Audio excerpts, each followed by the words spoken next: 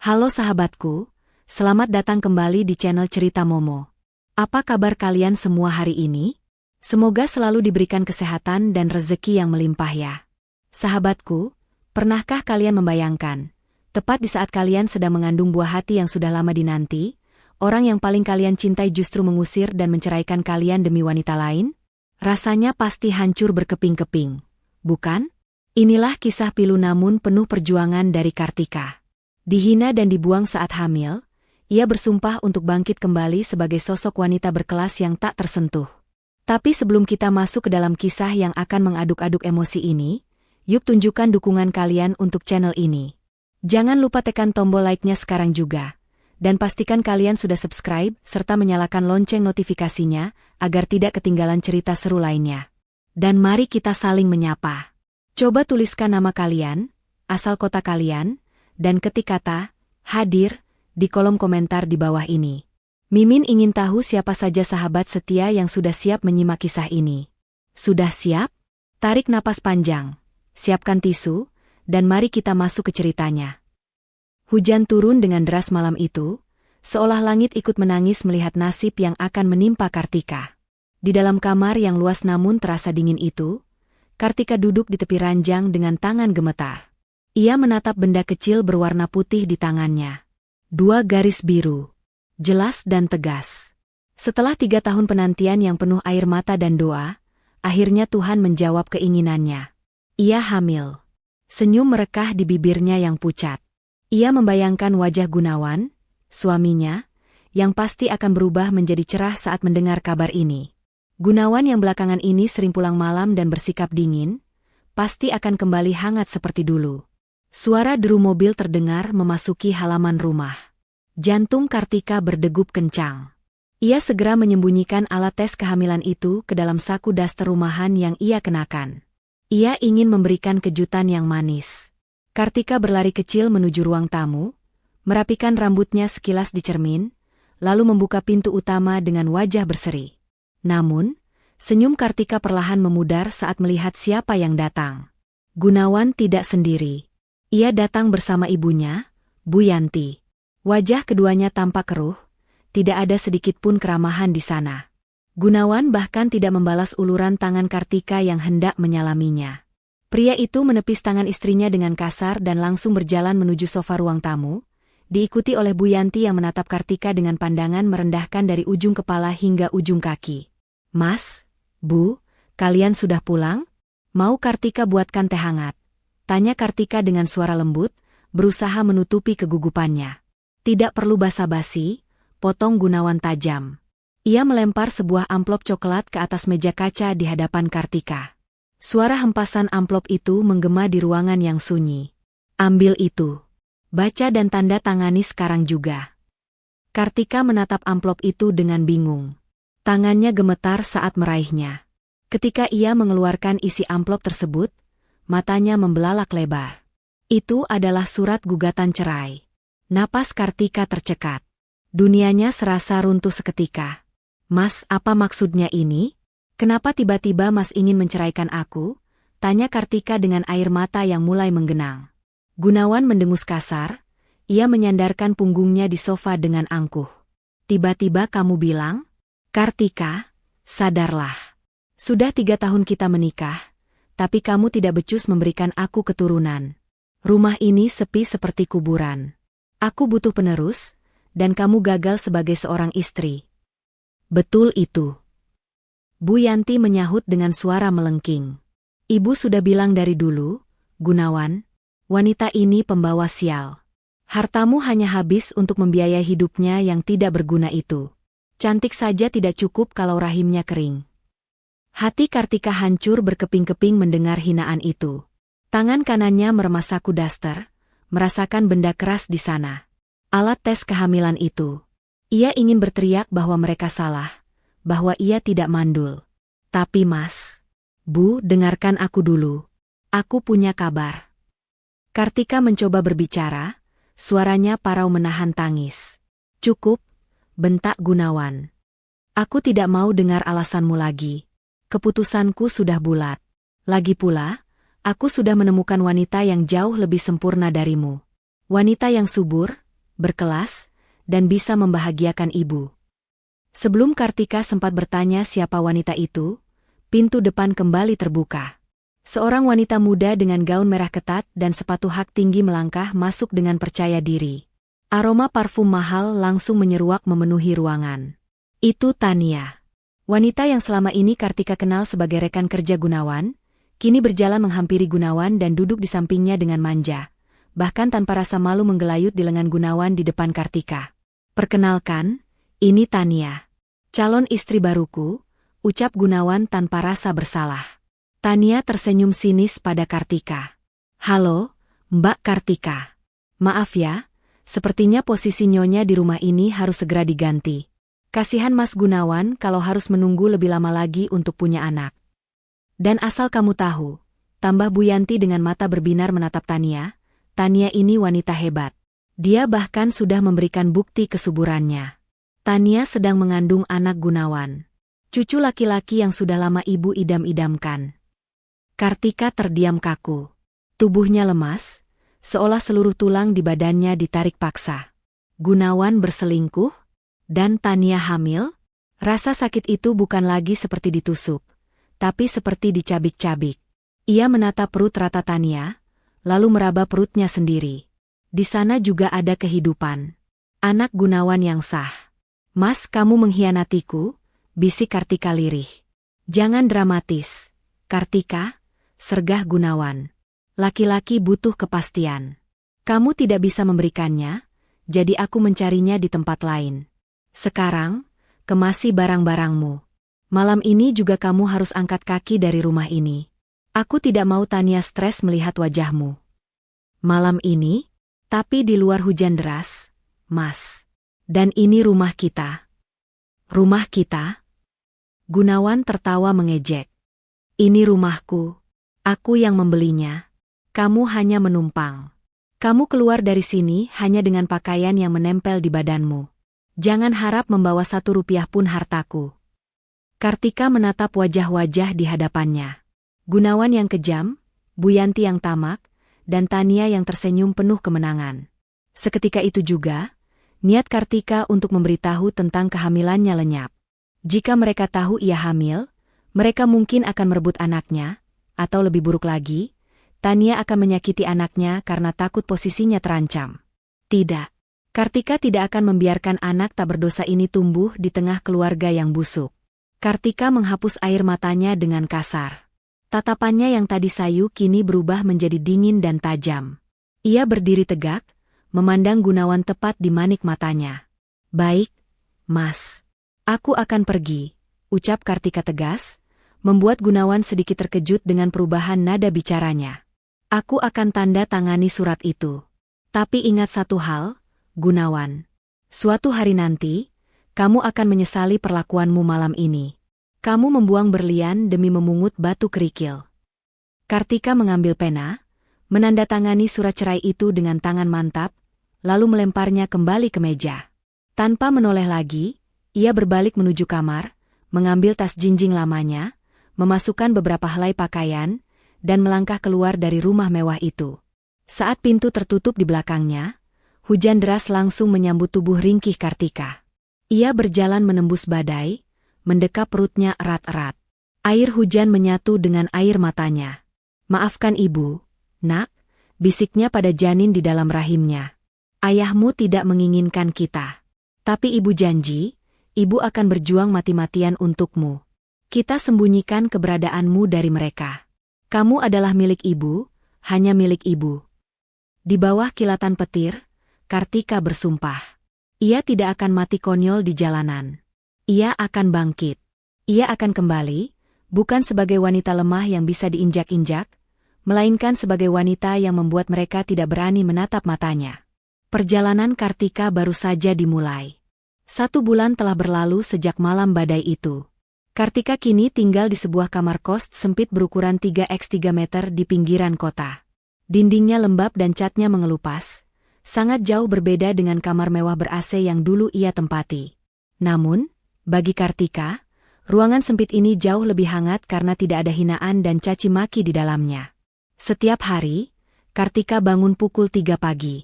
Dengan perut yang sering mual karena morning sickness, ia memaksakan diri untuk belanja ke pasar tradisional dan memasak. Ia menggunakan sisa tabungan terakhirnya untuk modal berjualan nasi rames bungkus. Ia tidak malu. Ia berkeliling dari satu proyek bangunan ke proyek bangunan lain, menawarkan dagangannya kepada para kuli dan pekerja kasar. Kelelahan sering mendera, kakinya bengkak, tapi setiap kali ia merasa ingin menyerah, ia mengelus perutnya yang mulai sedikit membuncit. Sabar ya, nak. Ibu berjuang untuk susu dan popokmu nanti, bisiknya menyemangati diri sendiri. Sementara Kartika berjuang demi uang receh, di sebuah gedung pertemuan termewah di pusat kota, pesta pernikahan Gunawan dan Tania digelar besar-besaran. Lampu kristal berkilauan, bunga-bunga impor menghiasi setiap sudut, dan makanan berlimpah ruah. Tania tampak seperti ratu dengan gaun pengantin bertahtakan permata, sementara Gunawan berdiri gagah di sampingnya dengan senyum sombong. Lihatlah menantuku, cantik dan subur. Seru Bu Yanti kepada tamu-tamu sosialitanya, memamerkan Tania seolah barang antik. Sebentar lagi keluarga kami akan punya penerus laki-laki, tidak seperti mantan istri Gunawan yang mandul itu. Tania tersenyum manis, namun tangannya diam-diam mencubit pinggang Gunawan. Mas, tagihan dekorasi dan catering harus dilunasi besok. Kartu kreditku sudah limit, bisiknya pelan. Gunawan mengernyit sedikit, namun gengsinya terlalu tinggi. Tenang saja, sayang. Bisnisku sedang lancar. Kamu tidak perlu memikirkan uang. Yang penting kamu jaga kandunganmu, jawab Gunawan, tidak menyadari bahwa kandungan yang dibanggakannya itu hanyalah sebuah kebohongan besar. Tania menghela napas lega, rencananya untuk menguras harta Gunawan berjalan mulus. Kembali ke pinggiran kota, matahari siang itu bersinar sangat terik. Kartika sedang merapikan dagangannya di sebuah meja lipat kecil di dekat area pembangunan gedung perkantoran baru. Keringat bercucuran di pelipisnya. Dagangannya hari ini belum habis, dan ia mulai pusing karena belum makan siang. Tiba-tiba, sebuah mobil sedan hitam mengkilap berhenti tepat di depan lapak kecil Kartika. Seorang pria berjas rapi keluar dari kursi penumpang, diikuti oleh sopirnya. Pria itu tampak berwibawa, matanya tajam namun teduh. Ia adalah Aji, pemilik perusahaan properti yang sedang meninjau proyek pembangunan tersebut. Aji terlihat sedang menelepon seseorang dengan nada kesal. Saya tidak mau makan di restoran mewah itu lagi, rasanya hambar. Saya ingin makanan asli, yang punya rasa. Aji menutup teleponnya lalu pandangannya jatuh pada tumpukan nasi bungkus di meja Kartika. Aroma ayam goreng lengkuas dan sambal terasi yang khas menggelitik hidungnya. Tanpa ragu, Aji menghampiri meja Kartika. Bu, nasi ramesnya masih ada? Saya mau satu, makan di sini saja, ucap Aji ramah, sama sekali tidak canggung meski duduk di bangku plastik reot. Kartika yang sedang melamun terkejut. Ia segera menyeka keringatnya dan melayani Aji dengan cekatan. Masih, Pak, silakan duduk. Maaf tempatnya seadanya. Aji membuka bungkusan nasi itu dan menyuapkan 1 sendok besar ke mulutnya. Seketika, matanya terbelalak. Rasa gurih, pedas, dan manis berpadu sempurna di lidahnya. Masakan ini mengingatkannya pada masakan mendiang ibunya. Sederhana, tapi penuh perasaan. Tanpa sadar, Aji menghabiskan makanannya dengan lahap hingga tandas. Luar biasa, puji Aji sambil meminum air mineral gelas. Siapa yang memasak ini? Rasanya sangat otentik. Kartika tersenyum tipis, senyum tulus pertamanya setelah sekian lama. Saya sendiri yang memasak, Pak. Resep peninggalan ibu saya. Aji menatap Kartika lekat-lekat. Ia melihat wanita di hadapannya bukan sekadar pedagang nasi bungkus biasa. Meski pakaiannya sederhana dan wajahnya lelah, ada pancaran ketegaran dan keanggunan yang tidak bisa disembunyikan. Aji, yang memiliki insting bisnis tajam, melihat potensi besar. Namamu siapa? Tanya Aji. Kartika, Pak. Kartika, masakanmu ini terlalu enak untuk hanya dijual di pinggir jalan seperti ini, ucap Aji serius. Ia mengeluarkan kartu namanya dan meletakkannya di meja. Minggu depan saya ada acara gathering investor di kantor pemasaran proyek ini. Saya butuh catering untuk 100 orang. Saya ingin menu nasi rames seperti ini, tapi dikemas dalam kotak yang lebih eksklusif. Kamu sanggup? Kartika ternganga. 100 kotak? Itu pesanan terbesar yang pernah ia bayangkan. Keuntungan dari pesanan itu bisa untuk membayar sewa kos 2 bulan ke depan dan biaya periksa ke bidan. Sanggup, Pak. Sangat sanggup. Jawab Kartika dengan mata berbinar. Bagus. Hubungi nomor di kartu itu besok untuk urusan uang muka. Saya tunggu masakan terbaikmu, Kartika. Aji tersenyum, lalu beranjak pergi menuju mobil mewahnya. Sebelum masuk, ia sempat menoleh sekali lagi ke arah Kartika yang kini sedang sujud syukur kecil di balik meja dagangannya. Ada desiran hangat yang aneh di dada Aji, perasaan yang sudah lama tidak ia rasakan sejak istrinya meninggal dunia 5 tahun lalu. Hari itu menjadi titik balik bagi Kartika. Di saat Gunawan sedang menghamburkan uang untuk pesta semu yang penuh kepalsuan, Kartika baru saja membuka pintu gerbang menuju kesuksesannya sendiri. Takdir mulai memutar rodanya, mempertemukan Kartika dengan sosok yang akan mengubah hidupnya, bukan hanya sebagai pebisnis, tapi juga sebagai wanita yang dicintai dengan layak. Namun Kartika sadar, ia harus bekerja 2 kali lebih keras untuk membuktikan kepercayaan Aji, sambil tetap menyembunyikan perutnya yang kian hari kian membesar.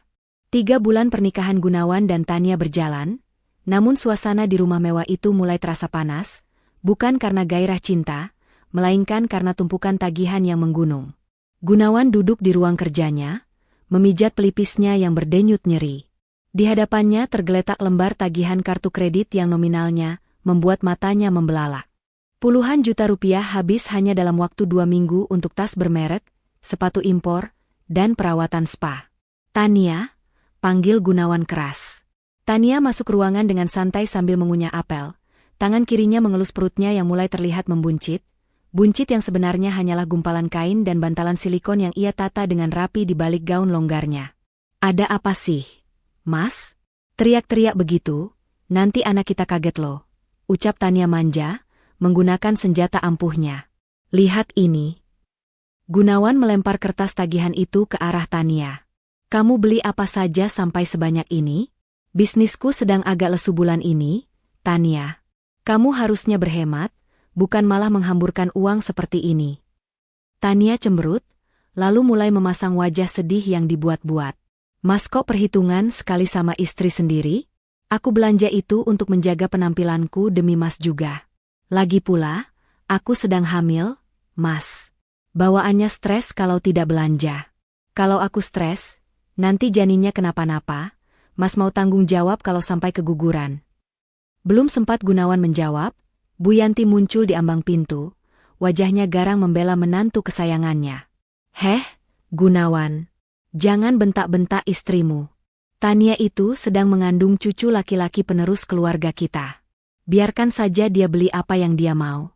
Uang bisa dicari, tapi cucu laki-laki itu tidak ternilai harganya. Jangan sampai gara-gara kamu pelit, cucu ibu kenapa-napa. Gunawan terdiam, kalah telak.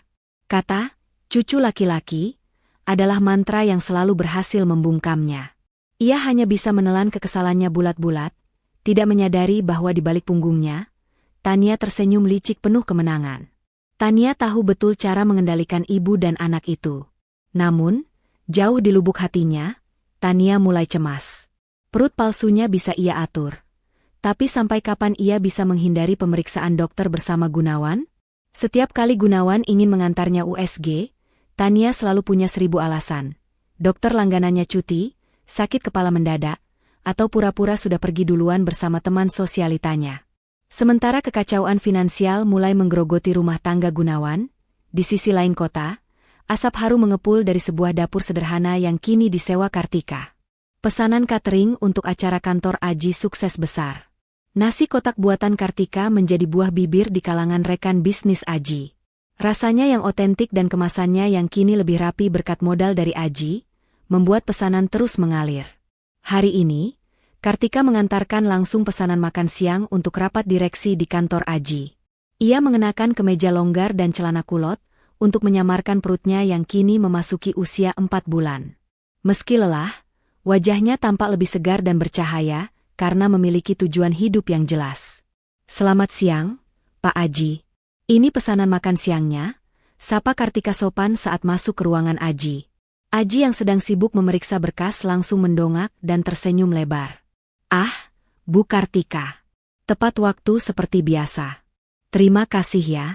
Oh ya, silakan duduk sebentar. Kartika duduk dengan canggung. Aji beranjak dari kursi kebesarannya dan duduk di sofa berhadapan dengan Kartika. Tatapan pria itu teduh namun menyelidik.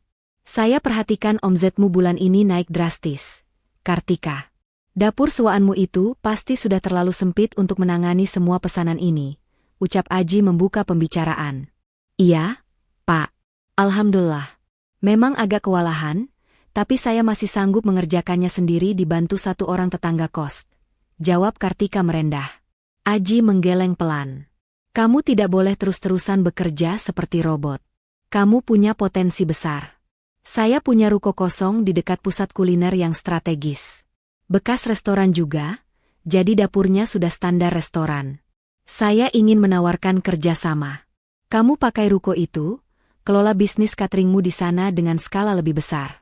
Soal sewa, kita bisa bicarakan sistem bagi hasil nanti setelah usahamu stabil. Mata Kartika berkaca-kaca. Tawaran ini bagaikan mimpi di siang bolong. Pak Aji, kenapa Bapak sebaik ini pada saya? Saya hanya janda cerai yang tidak punya apa-apa. Aji menatap Kartika lekat, ada ketulusan yang mendalam di sana. Karena saya melihat ketigihan di matamu yang tidak dimiliki orang lain. Dan sejujurnya, masakanmu membuat saya merasa pulang ke rumah. Saya ingin melihatmu sukses, Kartika. Bukan karena kasihan, tapi karena kamu pantas mendapatkannya. Kartika terdiam, hatinya bergetar. Selama pernikahan dengan Gunawan, ia tidak pernah diapresiasi seperti ini. Gunawan selalu menganggap apa yang dilakukannya adalah kewajiban, tanpa nilai lebih. Tapi Aji, pria yang baru dikenalnya, justru memberinya sayap untuk terbang. Terima kasih, Pak Aji. Saya terima tawaran Bapak. Saya berjanji tidak akan mengecewakan Bapak, ucap Kartika dengan suara bergetar menahan haru. Panggil saya Aji saja kalau tidak sedang rapat. Aji tersenyum hangat. Dan satu lagi, Kartika. Jaga kesehatanmu. Kamu terlihat sedikit pucat. Jangan memaksakan diri mengangkat beban berat. Kartika tersentak pelan. Apakah Aji tahu tentang kehamilannya? Ia buru-buru menutupi perutnya dengan tas. Saya baik-baik saja, Pak.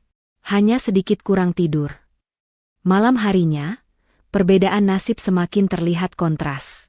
Gunawan pulang ke rumah dan mendapati Tania sedang membuang makanan yang baru dimasak pembantu karena alasan tidak selera dan meminta dibelikan makanan hotel bintang 5. Gunawan menahan amarah sambil memungut makanan yang terbuang itu. Sementara itu, di kamar kosnya, Kartika sedang sujud dalam salat malamnya, menangis penuh syukur. Ia mengelus perutnya yang bergerak pelan. Nak, hari ini kita dapat rezeki besar. Om Aji baik sekali sama kita. Kelak, kamu harus jadi orang hebat dan baik hati seperti dia ya, bisik Kartika. Tanpa Kartika sadari, takdir sedang menyusun rencana besar. Kebohongan Tania yang semakin rapuh dan kejujuran Kartika yang berbuah manis akan segera bertabrakan dalam waktu dekat. Waktu terus berjalan, mendekatkan mereka pada hari pengungkapan yang akan mengguncang segalanya. 6 bulan telah berlalu sejak malam pengusiran itu, dan roda nasib berputar lebih cepat dari yang dibayangkan siapapun. Kartika bukan lagi wanita kusam yang hanya berkutat di dapur sempit kos-kostan. Kini, ia berdiri tegak di depan sebuah restoran 2 lantai yang ramai pengunjung. Papan nama besar bertuliskan, Dapur Kartika, terpampang gagah di bagian depan ruko elit tersebut. Di bawah bimbingan Aji, Kartika menjelma menjadi sosok wanita pebisnis yang tangguh. Penampilannya berubah total.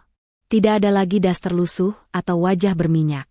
Hari itu, Kartika mengenakan tunik panjang berwarna pastel berbahan sutra yang jatuh dengan indah di tubuhnya, menyamarkan perut buncitnya yang kini memasuki usia 7 bulan. Wajahnya dipoles riasan tipis yang natural, memancarkan aura keibuan yang anggun dan berkelas.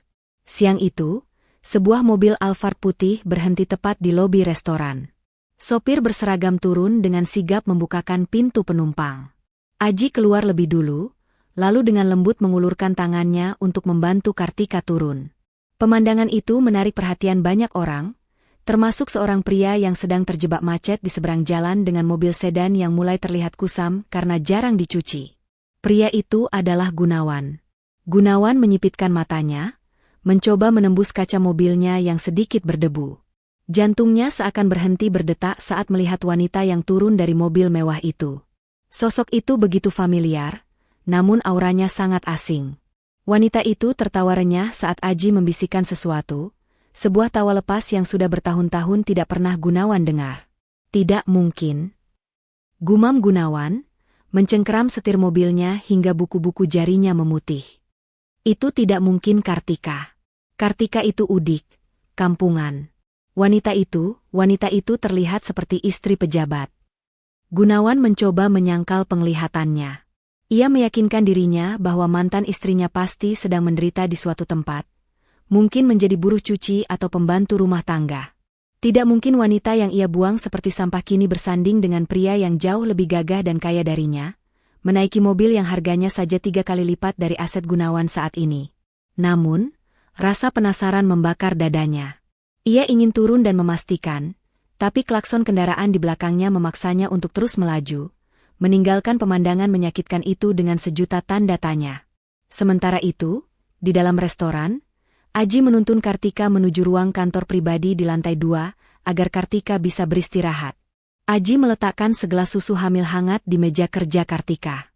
"Minum dulu, Bu Bos. Jangan terlalu capek mengurusi catering pernikahan untuk besok. Ingat, ada nyawa kecil yang harus dijaga," ucap Aji dengan nada perhatian yang tidak dibuat-buat. Kartika tersenyum, menyesap susu itu. Hubungan mereka selama beberapa bulan ini berjalan sangat unik. Aji tidak pernah secara gamblang menyatakan perasaannya, namun tindakannya selalu berbicara lebih keras. Ia menjaga Kartika layaknya kaca yang rapuh namun berharga. Aji tahu Kartika hamil, meski Kartika belum pernah secara lisan mengakui siapa ayah bayi itu, Aji tidak pernah bertanya. Ia menerima paket lengkap itu tanpa syarat. "Terima kasih, Mas Aji. Kalau tidak ada Mas, mungkin aku dan anak ini masih terlunta-lunta di jalanan," jawab Kartika tulus. "Kamu hebat karena dirimu sendiri, Kartika. Aku hanya membuka pintu, kamulah yang melangkah masuk dan menaklukkannya," balas Aji.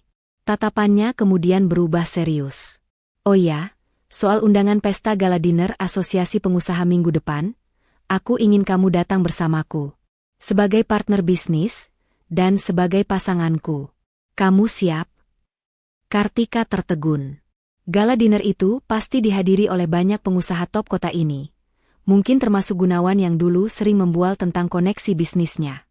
Namun, alih-alih takut, sebuah keberanian muncul di hati Kartika. Ia bukan lagi Kartika yang dulu. "Aku siap, Mas. Aku akan datang."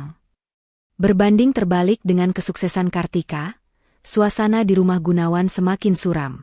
Gunawan pulang dengan kepala pening, bayangan wanita mirip Kartika tadi masih menghantuinya. Begitu masuk kamar, ia berharap mendapat sambutan hangat. Namun yang ia dapati adalah Tania yang sedang berteriak-teriak di telepon, memarahi butik langganannya karena gaun yang dipesan tidak muat. "Dasar penjahit bodoh. Perutku ini sedang hamil mahal. Harusnya kalian buat ukurannya pas," bentak Tania, lalu melempar ponselnya ke kasur saat melihat Gunawan masuk. Gunawan menatap Tania dengan tatapan lelah. Perut Tania memang membesar, tapi ada yang aneh. Bentuknya kadang terlihat terlalu tinggi, kadang agak miring. Dan setiap kali Gunawan ingin menyentuhnya atau sekadar mendengarkan detak jantung bayi, Tania selalu menepis dengan alasan sensitif atau geli. "Mas, kamu melamun lagi," seru Tania, membuyarkan lamunan Gunawan. "Mana uang tambahannya? Ibu bilang dia mau arisan sosialita besok, dia butuh 5 juta lagi untuk beli tas baru biar tidak malu sama teman-temannya." 5 juta lagi? Suara Gunawan meninggi. "Tania, bulan ini omzet perusahaan turun drastis. Klien banyak yang lari. Kamu dan ibu bisanya cuma minta uang, dan uang. Kapan kalian mengerti kondisiku?" Tania melotot, lalu mulai mengeluarkan air mata buayanya. "Oh, jadi Mas mulai hitung-hitungan sama aku dan anakmu ini? Tega ya? Mas mau aku stres lalu keguguran? Ini cucu laki-laki loh, Mas. Cucu yang Mas idam-idamkan." Mendengar kata keguguran dan cucu laki-laki, amarah Gunawan langsung kempes seperti balon ditusuk jarum. Ia menghela napas panjang, merogoh dompetnya dengan kasar, dan melempar beberapa lembar kartu debit ke kasur. Ambil, habiskan saja semuanya sampai kita bangkrut. Gunawan membanting pintu kamar mandi, meninggalkan Tania yang langsung tersenyum licik sambil memungut kartu-kartu itu. Di bawah guyuran shower air dingin, Gunawan memejamkan mata. Bayangan wanita anggun yang turun dari Alphard tadi kembali muncul. Jika benar itu Kartika, betapa bodohnya dia. Dulu, Kartika tidak pernah meminta uang sepeser pun. Kartika bahkan rela makan nasi dengan garam demi Gunawan bisa membeli jas bagus untuk rapat. Kini, Gunawan hidup dengan lintah darat berwajah cantik bernama Tania. Sementara Kartika, jika benar itu dia, sedang meniti tangga menuju puncak dunia yang tidak bisa Gunawan gapai. Rasa penyesalan mulai tumbuh, kecil namun menyengat, bersiap untuk meledak ketika kebenaran akhirnya terungkap. Langit sore tampak labu, senada dengan suasana hati Gunawan yang sedang duduk termenung di kursi kebesarannya. Ruangan kantor yang dulu menjadi simbol kejayaannya kini terasa seperti penjara. Telepon di mejanya berdering tanpa henti, namun Gunawan membiarkannya. Ia tahu siapa yang menelepon. Para pemasok bahan baku yang menagih pembayaran, atau mungkin pihak bank yang mengingatkan tentang jatuh tempo cicilan rumah mewah yang ia tempati. Pak Gunawan, sekretarisnya mengetuk pintu dengan wajah takut-takut. Supplier baja mengancam akan menyetop pengiriman kalau tagihan bulan lalu tidak dilunasi hari ini. Gunawan memijat pelipisnya yang serasa mau pecah. Bilang pada mereka, minta waktu 1 minggu lagi. Dana cair minggu depan. Tapi Pak, mereka sudah tidak percaya. Mereka bilang Bapak sudah janji 3 kali. Cicit sekretaris itu. Urus saja. Gunakan alasan apa kek?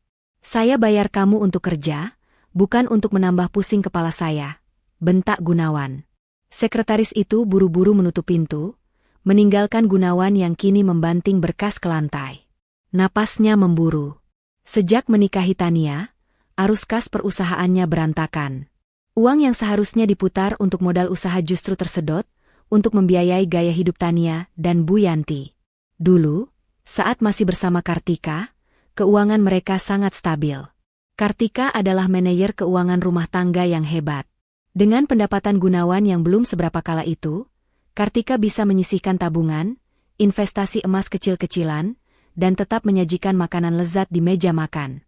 Mengingat makanan, perut Gunawan berbunyi. Ia belum makan siang. Bayangan sayur asem dan ikan asin buatan Kartika tiba-tiba menari di pelupuk matanya. Sederhana, tapi penuh cinta. Rasa rindu yang menyakitkan tiba-tiba menyergap dadanya. Dengan langkah gontai, Gunawan memutuskan pulang lebih awal, berharap bisa beristirahat sejenak di rumah. Namun, harapan tinggal harapan. Begitu membuka pintu rumah, suara lengkingan Bu Yanti langsung menyambutnya. Nah, ini dia sumber uang kita datang. Seru Bu Yanti yang sedang duduk santai di sofa sambil memijat kakinya. Gunawan, kamu itu gimana sih? AC di kamar ibu rusak sudah 2 hari kok, tidak dipanggilkan tukang servis? Panas tahu. Ibu tidak bisa tidur. Gunawan menghela napas panjang, melepas dasinya dengan kasar. Bu, aku baru saja masuk rumah. Bisakah ibu tanya dulu? Gunawan, kamu capek tidak? Sudah makan belum? Kenapa yang pertama keluar selalu keluhan? Bu Yanti mendelik. Heh, kamu berani melawan ibu sekarang? Sejak kapan kamu jadi anak durhaka begini? Dulu waktu sama si Kartika itu kamu penurut, kenapa sekarang jadi pembangkang? Gunawan terdiam. Dulu ia penurut karena Kartika selalu menengahi, selalu menenangkan emosi ibunya, dan diam-diam menyelesaikan masalah rumah tangga tanpa membebani Gunawan. Sekarang, tidak ada lagi peredam itu. Belum sempat Gunawan duduk, Tania turun dari lantai 2 dengan wajah berseri-seri sambil menenteng 2 tas belanja besar bermerek terkenal. Mas Gunawan sudah pulang. Lihat nih, Mas, aku beli stroller bayi impor dari Eropa. Harganya cuma 25 juta, lagi diskon lo dari harga 40 juta. Murah banget kan? Celoteh Tania antusias, menyodorkan kwitansi ke wajah suaminya. Mata Gunawan membelalak melihat angka di kertas itu. Darahnya mendidih. 25 juta? Tania, kamu gila? Tagihan supplier kantor macet, listrik rumah hampir diputus, dan kamu beli kereta bayi seharga motor. Senyum di wajah Tania seketika lenyap, berganti dengan raut wajah tersinggung yang dibuat-buat. Kok Mas bentak aku sih? Ini kan demi anak kita. Mas mau cucu pewaris keluarga ini ditaruh di kereta bayi murahan yang keras dan bikin sakit punggung? Mas tegas sama darah daging Mas sendiri.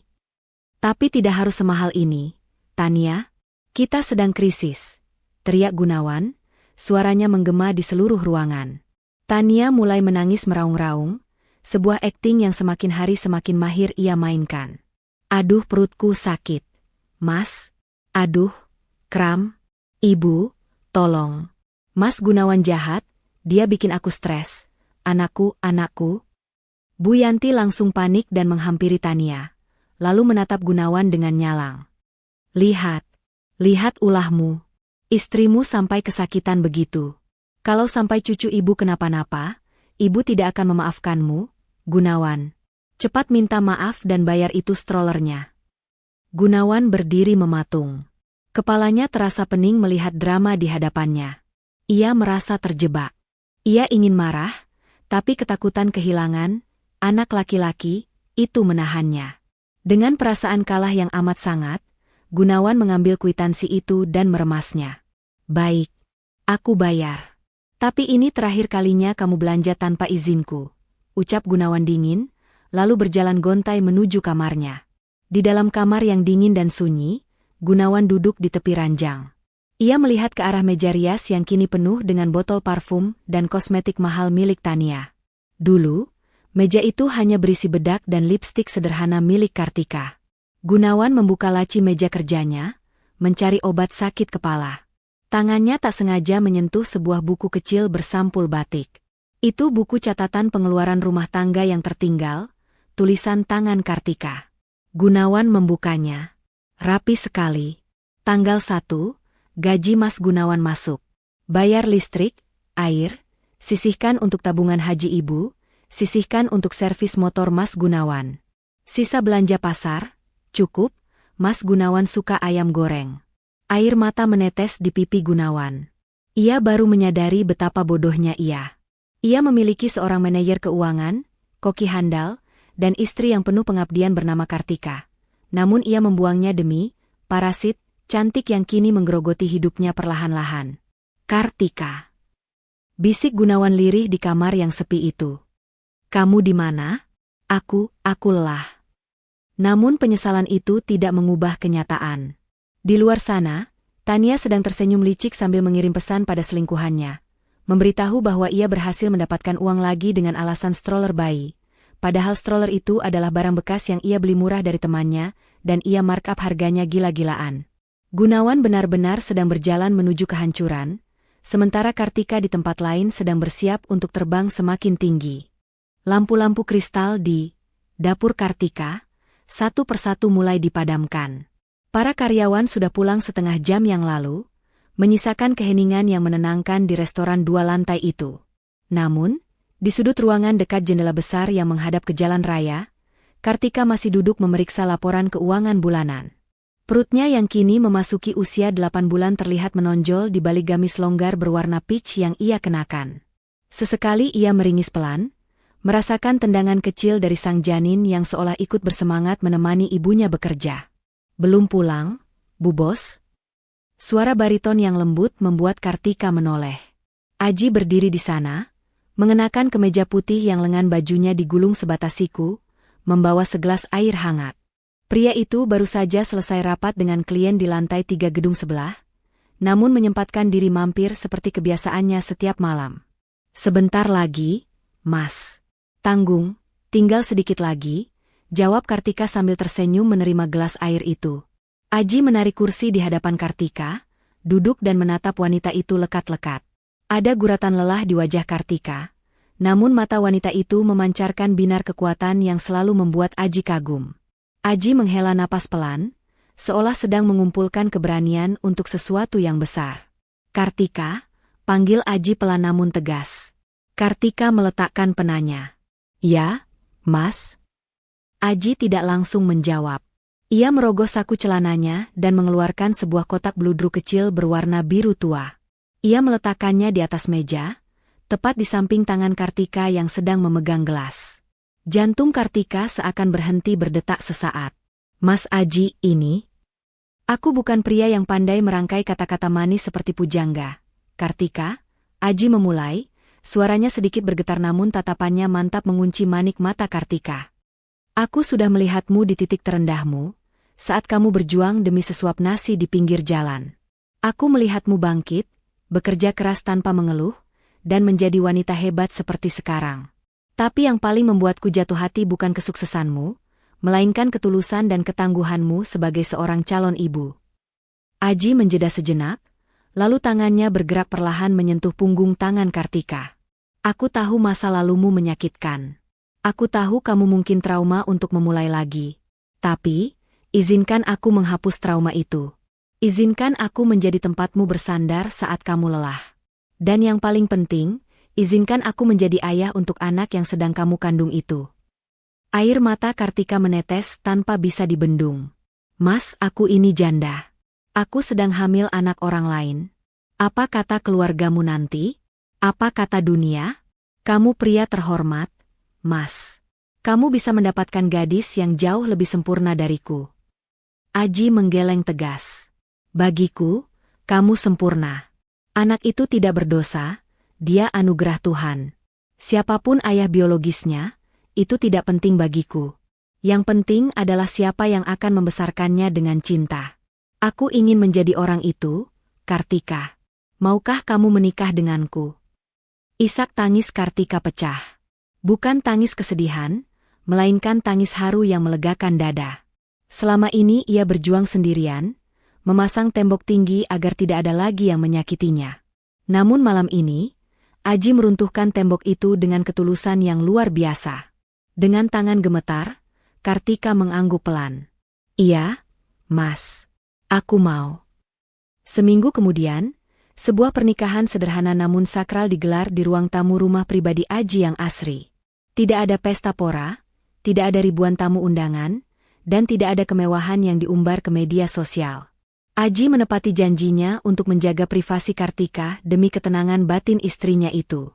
Hanya ada penghulu, saksi dari pihak Aji, serta Sari, sahabat setia Kartika sejak masa sekolah, dan Pak Hendra, pengacara kepercayaan Aji, yang hadir sebagai saksi. Kartika tampak sangat cantik dalam balutan kebaya putih sederhana yang dimodifikasi untuk ibu hamil. Wajahnya bersinar, jauh lebih cantik daripada saat ia menikah dengan Gunawan dulu yang penuh tekanan. Saya terima nikah dan kawinnya Kartika binti almarhum Pak Saleh dengan mas kawin tersebut dibayar tunai. Ucap Aji lantang dalam satu tarikan napas. Sah. Kata, sah, itu menggema, menandai awal hidup baru bagi Kartika. Ia bukan lagi janda terbuang. Ia kini adalah Nyonya Aji, istri dari seorang pengusaha properti yang disegani, namun lebih dari itu, ia adalah wanita yang dicintai dengan utuh. Malam harinya, di kamar pengantin yang hangat, Aji duduk di samping Kartika. Tangan kekar Aji dengan lembut mengusap perut buncit Kartika. Anehnya, bayi di dalam kandungan itu yang biasanya aktif menendang, kini menjadi tenang seolah merasakan kenyamanan dari sentuhan ayah barunya. Halo, nak, bisik Aji di depan perut Kartika.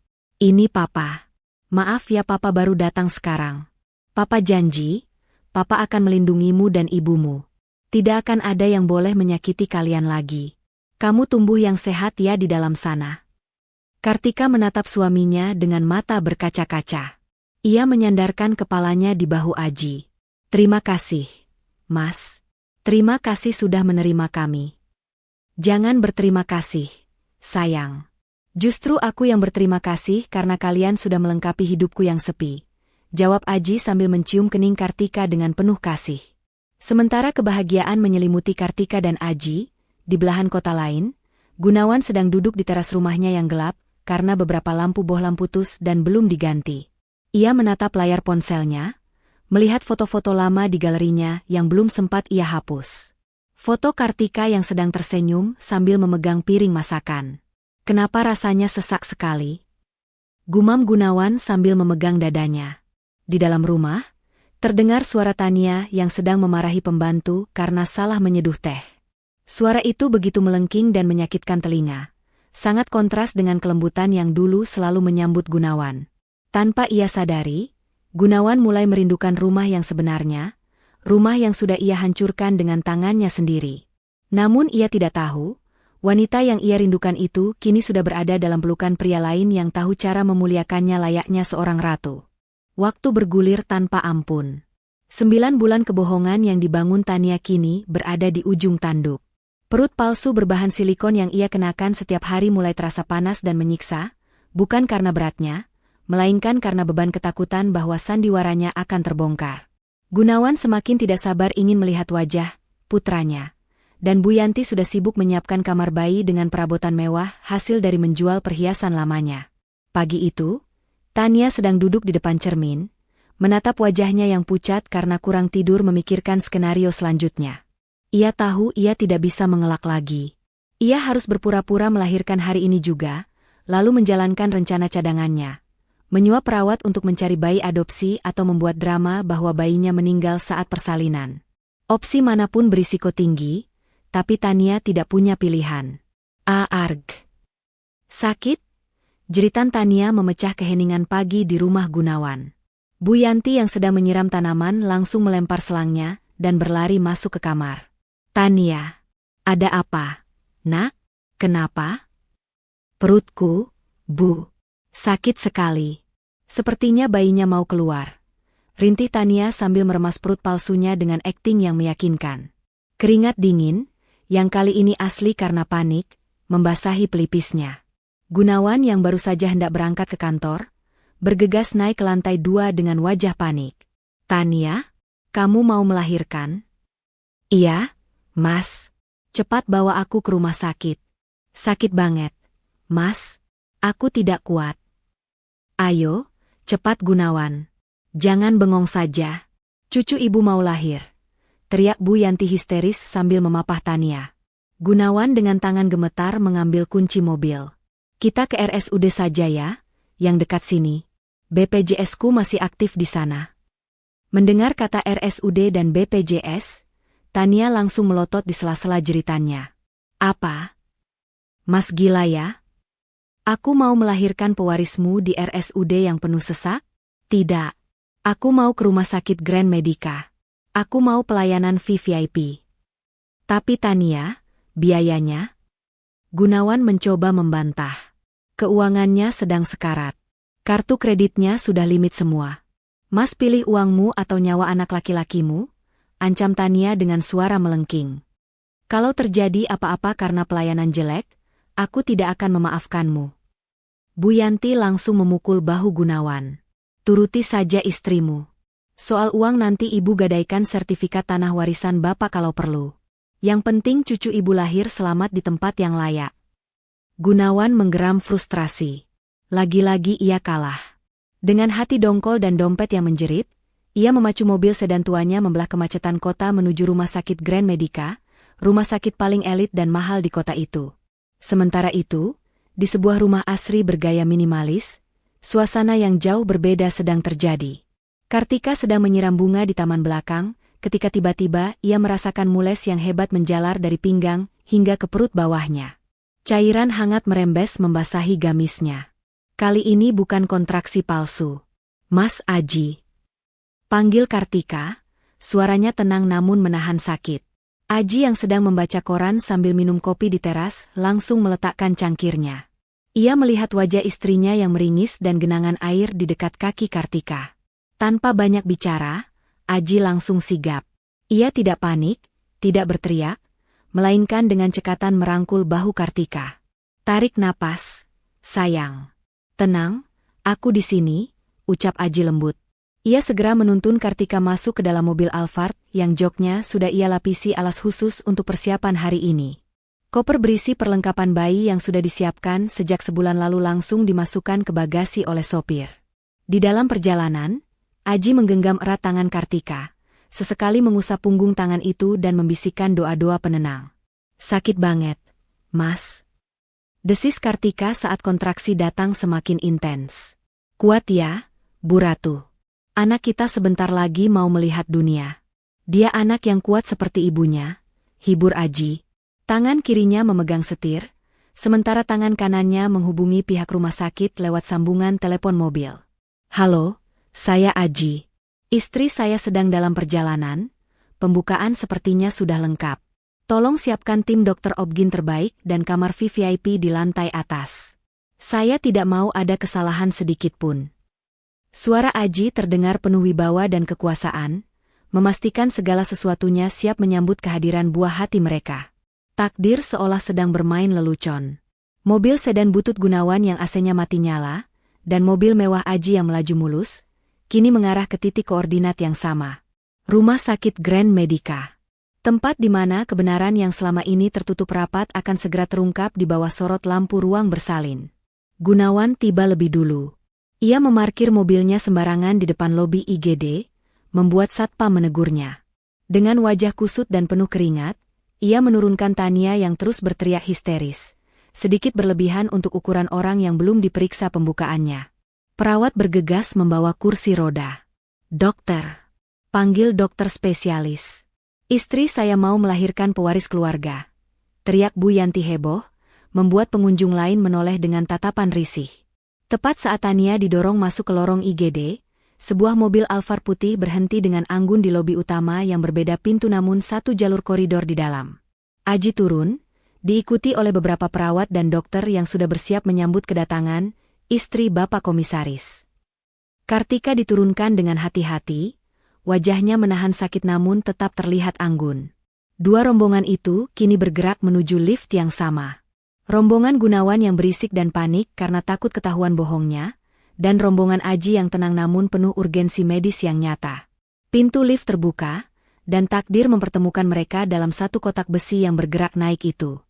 Suasana di dalam kotak besi yang bergerak naik itu seketika berubah menjadi hening dan mencekam. Hanya terdengar dengungan mesin lift dan suara napas yang memburu. Gunawan berdiri mematung di pojok lift, matanya nyaris keluar dari kelopaknya saat menatap sosok wanita yang duduk di kursi roda di hadapannya. Itu Kartika, mantan istrinya yang ia usir di tengah badai 6 bulan lalu.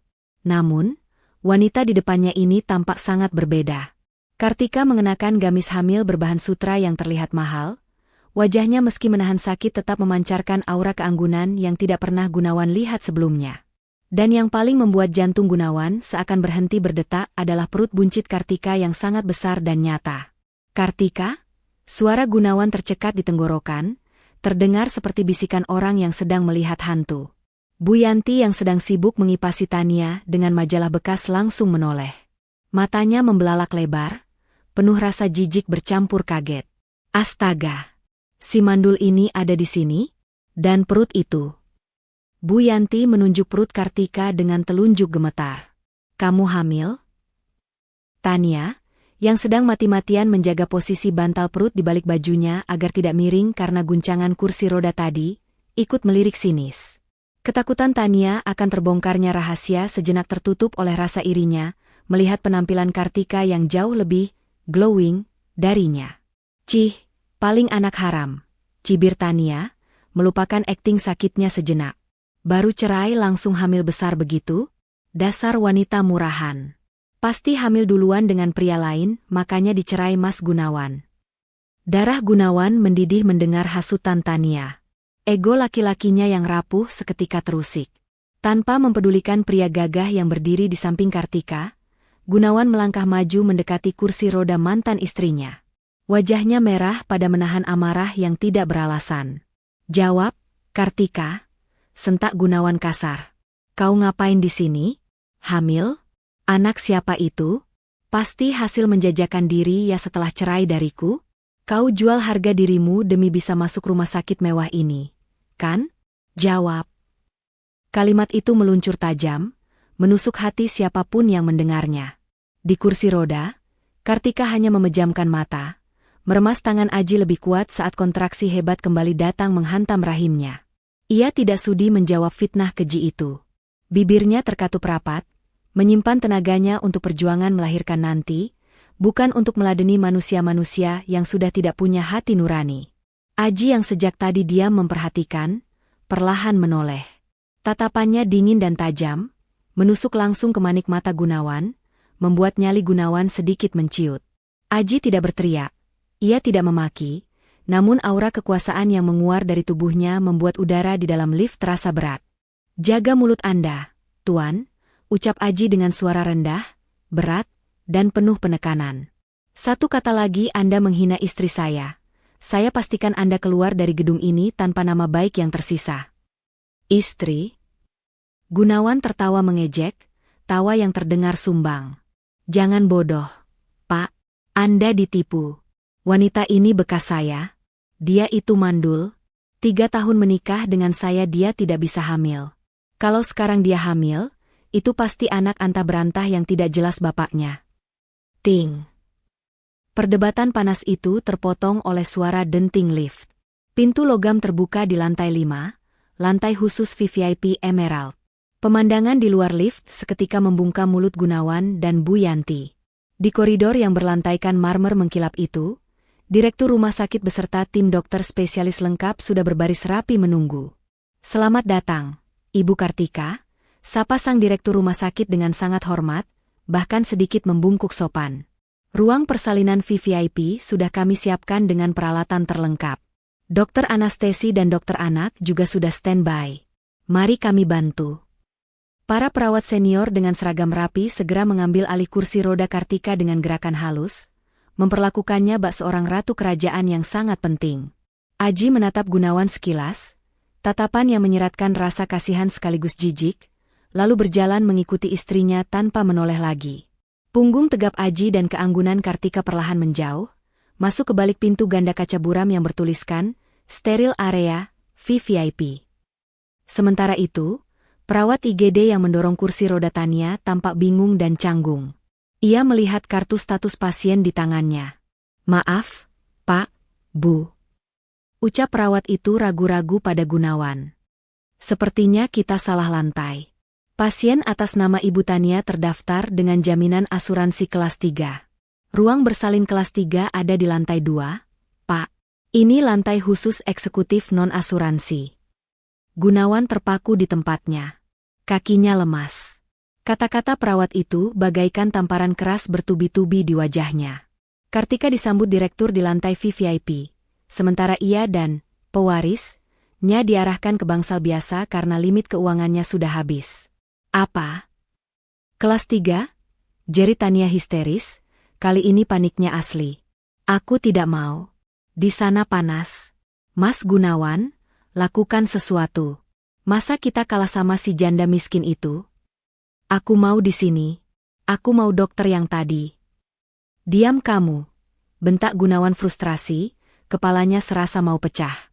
Ia masih menatap nanar ke arah pintu di mana Kartika menghilang. Rasa penasaran, cemburu, dan penyesalan mulai bercampur aduk menjadi racun di dadanya. Bagaimana mungkin? Kartika yang dulu menghitung uang belanja recehan, kini disambut bak konglomerat? Siapa pria itu sebenarnya? Dan anak siapa yang dikandung Kartika? Sus, bawa istri saya ke bawah dulu. Saya mau ke toilet sebentar. Alibi Gunawan dengan napas memburu. Mas, jangan tinggalkan aku. Mas, teriak Tania panik. Ia takut sendirian menghadapi pemeriksaan dokter. Jika dokter memeriksa perutnya, tamatlah riwayatnya. Tapi Gunawan tidak peduli. Ia mengabaikan teriakan istri dan ibunya. Diam-diam, ia menyelinap, melangkah mengendap-endap menuju koridor VVIP, mengikuti jejak Kartika. Ia harus tahu kebenarannya. Ia harus melihat dengan mata kepalanya sendiri apa yang terjadi di balik pintu kaca itu. Gunawan tidak sadar, langkah kakinya itu justru akan mengantarkannya pada kehancuran mental yang sesungguhnya. Gunawan menyelinap masuk ke lorong VVIP dengan jantung berdegup kencang. Matanya liar mencari nomor kamar yang tadi dimasuki oleh rombongan Kartika. Di ujung lorong, pintu kamar nomor 1, President Suite, terlihat sedikit terbuka karena perawat baru saja keluar mengambil persediaan obat. Tanpa membuang waktu, Gunawan menerobos masuk. Pemandangan di dalam kamar itu seketika membuat nyali Gunawan menciut, namun ego dan rasa cemburunya memaksa kakinya untuk tetap melangkah. Kamar itu lebih mirip kamar hotel bintang 5 daripada kamar rumah sakit. Sofa kulit empuk, televisi layar lebar, dan buket bunga segar menghiasi ruangan. Di tengah ruangan, di atas ranjang persalinan yang canggih, Kartika sedang berbaring miring. Wajahnya basah oleh keringat dan air mata menahan sakit kontraksi yang kian memuncak. Aji berdiri di sampingnya, menggenggam erat tangan Kartika, membisikkan kata-kata penyemangat dengan nada yang begitu lembut, kontras dengan sosoknya yang gagah. Hebat sekali sandiwaramu, Kartika. Suara Gunawan memecah keintiman di ruangan itu. Aji menoleh cepat, rahangnya mengeras saat melihat Gunawan berdiri di ambang pintu dengan wajah merah padam dan napas memburu. Kartika yang sedang meringis kesakitan membuka matanya, terkejut melihat mantan suaminya ada di sana. Mas Gunawan pergi. Rintih Kartika lemah. Gunawan tidak peduli. Ia melangkah mendekat, matanya menatap tajam ke perut besar Kartika. Aku tidak akan pergi sebelum kamu jujur. Lihat dirimu, Kartika. Dulu kamu mengemis uang belanja padaku, sekarang berlagak seperti nyonya besar di kamar mewah ini? Berapa kamu bayar pria ini untuk berpura-pura jadi suamimu? Atau dia ini gadun barumu? Gunawan menunjuk wajah Aji dengan telunjuknya yang gemetar. Heh, Pak. Asal Bapak tahu, wanita ini mandul. 3 tahun saya nikahi tidak hamil-hamil. Kalau sekarang dia hamil, itu pasti bukan anak saya. Jangan-jangan Bapak ditipu juga sama dia. Aji melepaskan genggaman tangannya pada Kartika perlahan, lalu berbalik badan sepenuhnya menghadap Gunawan. Tingginya yang menjulang membuat Gunawan harus mendongak. Tanpa peringatan, tangan kekar Aji menangkap telunjuk Gunawan yang masih teracung, lalu memelintirnya sedikit, cukup untuk membuat Gunawan memekik kesakitan dan berlutut. Arg. Lepas. Kamu gila ya? Saya tuntut kamu penganiayaan, teriak Gunawan. Singkirkan tangan kotor Anda dari istri dan anak saya. Suara Aji terdengar rendah namun mengerikan, seperti geraman singa yang terusik. Anda bertanya siapa saya? Anda bertanya siapa Kartika? Tepat saat itu, pintu kamar terbuka lebar. Direktur rumah sakit masuk diikuti oleh 4 orang petugas keamanan berbadan tegap. Wajah sang direktur pucat pasi melihat keributan di kamar pasien utamanya. Maafkan kami Pak Aji. Keamanan lengah sebentar. Seru direktur itu panik, lalu menatap Gunawan dengan marah. Anda? Apa yang Anda lakukan di sini? Anda menerobos masuk ke kamar pemilik saham utama rumah sakit ini. Gunawan yang sedang meringis kesakitan seketika membeku. Rasa sakit di jarinya seolah lenyap, digantikan oleh rasa syok yang menghantam otaknya. Apa? Pemilik saham? Direktur itu mengangguk tegas, merapikan jasnya. Benar. Pak Aji Santoso adalah pemilik grup properti Santoso yang juga memegang saham mayoritas rumah sakit ini. Dan Ibu Kartika. Sang direktur menunjuk Kartika dengan hormat. Beliau adalah istri sah Pak Aji, sekaligus komisaris utama dari Dapur Kartika, perusahaan catering yang baru saja memenangkan tender untuk menyuplai seluruh makanan pasien VVIP di jaringan rumah sakit kami karena kualitasnya yang premium. Dunia Gunawan runtuh seketika. Lututnya lemas bukan karena dipelintir Aji, tapi karena kenyataan yang baru saja menamparnya bolak-balik. Kartika, mantan istrinya yang dulu ia hina miskin dan bodoh, kini menjadi istri konglomerat dan pebisnis sukses yang dihormati. Gunawan menatap Kartika dengan pandangan kosong. Wanita itu tidak membalas tatapannya. Kartika hanya fokus pada napasnya, pada bayinya, dan pada Aji, suaminya yang sebenarnya. Kartika sudah tidak lagi melihat Gunawan sebagai ancaman, melainkan hanya sebagai masa lalu yang menyedihkan. Tidak mungkin. Desis Gunawan. Ini pasti mimpi. Kartika itu cuma tukang masak. Bawa dia keluar, perintah Aji dingin pada petugas keamanan. Dan pastikan dia tidak menginjakan kaki di lantai ini lagi. Kalau perlu, lapor polisi atas tuduhan menerobos privasi dan perbuatan tidak menyenangkan. 2 petugas keamanan langsung menyeret Gunawan yang masih linglung. Gunawan meronta, berusaha mempertahankan sisa harga dirinya yang sudah hancur lebur. Tunggu. Lepaskan saya. Saya juga punya hak di sini. Istri saya, Tania, sedang melahirkan di bawah. Dia melahirkan pewaris saya. Anak laki-laki saya, teriak Gunawan histeris saat diseret keluar pintu. Kalian lihat saja nanti. Anak saya akan lebih hebat dari anak haram itu. Namun, karma bekerja dengan cara yang misterius dan sangat cepat. Baru saja Gunawan diseret sampai ke depan lift. Seorang perawat dari lantai bawah berlari keluar dari lift dengan wajah pucat dan napas tersengal-sengal. Ia melihat Gunawan yang sedang dipegangi satpam. Pak Gunawan, Pak Gunawan, panggil perawat itu panik. Gunawan berhenti meronta. Ada apa? Anak saya sudah lahir? Laki-laki kan? Ganteng kan?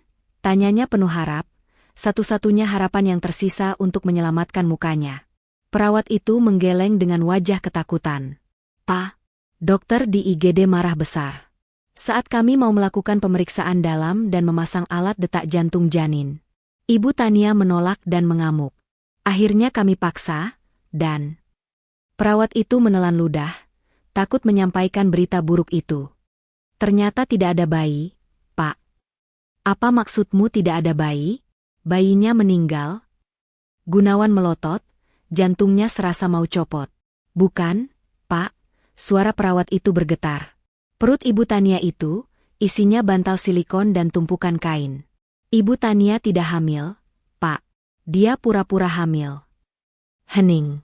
Lorong rumah sakit yang sibuk itu mendadak senyap bagi Gunawan. Suara detak jam dinding seolah memukul gendang telinganya. Ucapan perawat itu berdengung, berulang-ulang di kepalanya. Tidak hamil. Bantal silikon. Pura-pura. Bohong.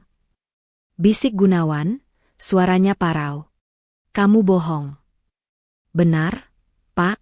Sekarang Ibu Tania sedang ditahan oleh administrasi karena mencoba kabur setelah ketahuan, dan Ibu Yanti pingsan di ruang tunggu. Lanjut perawat itu. Gunawan ambruk ke lantai. Kakinya tidak lagi mampu menopang tubuhnya. Di lantai atas, di kamar mewah itu, Kartika sedang berjuang melahirkan buah hati yang nyata, anak yang dulu Gunawan tolak dan sia-siakan. Sementara di sini, ia baru saja menyadari bahwa ia telah membuang seluruh hidupnya, hartanya, dan keluarganya demi sebuah perut karet berisi angin. Kehancuran Gunawan kini telah paripurna. Ia kehilangan segalanya dalam waktu 10 menit yang mematikan. Suara tangisan bayi yang lantang memecah keheningan di ruang Presiden Suite. Tangisan itu bagaikan nyanyian kemenangan bagi Kartika. Setelah berjuang mempertaruhkan nyawa, ia akhirnya melahirkan seorang bayi laki-laki yang sehat, tampan, dan berkulit bersih. Aji, dengan mata yang basah oleh air mata haru, menerima bayi mungil itu dari tangan dokter. Tangannya yang biasa kekar dan tegas saat memimpin perusahaan, kini gemetar lembut saat mendekap tubuh kecil yang masih merah itu.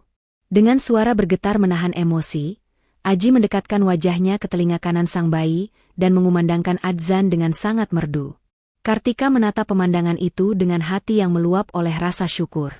Rasa sakit pasca melahirkan seolah sirna melihat pria yang mencintainya dengan tulus kini, mendekap putranya penuh kasih sayang. Terima kasih, sayang, bisik Aji, lalu mencium kening Kartika lama sekali. Dia sempurna. Terima kasih sudah menghadirkan kebahagiaan ini. Berbanding terbalik dengan suasana surga di lantai atas, neraka dunia sedang terjadi di ruang administrasi lantai bawah. Gunawan mengamuk seperti orang gila. Ia membanting bantal silikon yang tadi dikeluarkan paksa oleh perawat dari balik baju Tania ke lantai keramik rumah sakit. Dasar wanita ular. Kamu tipu aku. Kamu tipu ibuku. Teriak Gunawan di depan wajah Tania yang kini terpojok ketakutan, riasan wajahnya luntur berantakan oleh air mata dan keringat. Habisnya mas pelit. Tania membalas tak mau kalah, sifat aslinya yang matre akhirnya keluar tanpa topeng. Kalau aku tidak pura-pura hamil, mas tidak akan mau belikan aku tas, sepatu, dan perhiasan itu kan? Mas itu bodoh. Gampang banget dibohongi cuma karena obsesi punya anak laki-laki. Kurang ajar. Bu Yanti yang baru sadar dari pingsannya, langsung menjambak rambut Tania dengan brutal. Kembalikan uangku. Kembalikan emas-emasku yang kugadaikan buat kamar bayi palsumu itu. Dasar penipu.